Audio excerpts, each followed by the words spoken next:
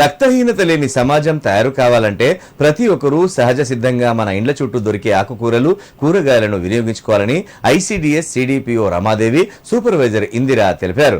ముఖ్యంగా తల్లులు పిల్లలను సెల్ ఫోన్లకు దూరంగా ఉంచాలని సూచించారు. పిల్లల భవిష్యత్ తల్లుల చేతిలోనే ఉందని తెలిపారు. సిద్దిపేట జిల్లా కొండపాక మండలం అంకిరెడ్డిపల్లి గ్రామంలో అంగన్వాడీ టీచర్లు స్వప్న పద్మ ఆధ్వర్యంలో సెక్టర్ లెవెల్ పోషణ అభియాన్ కార్యక్రమంలో భాగంగా పోషణ పక్షం కార్యక్రమం ఏర్పాటు చేశారు. ఈ కార్యక్రమంలో చేర్యాల సిడిపిఓ రమాదేవి, మండల సూపర్వైజర్ ఇందిరా, సర్పంచ్ బాలయ్యలు పాల్గొని మాట్లాడారు. రాష్ట్ర ప్రభుత్వం అంగన్వాడీ కేంద్రాల ద్వారా అందించే పౌష్టికాహారాన్ని ప్రతి ఒక్కరూ సద్వినియోగం చేసుకోవాలన్నారు.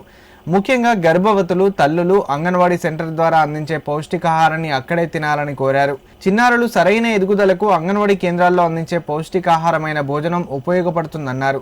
కిషోర బాలికలు రక్తహీనత లోపం లేకుండా ఆకుకూరలు, కూరగాయలు ఎప్పటికప్పుడు ప్రకృతిలో లభించే పండ్లను తినేలా చూడాలన్నారు. అనంతరం చిన్నారులకు అన్నప్రాసన కార్యక్రమం నిర్వహించారు.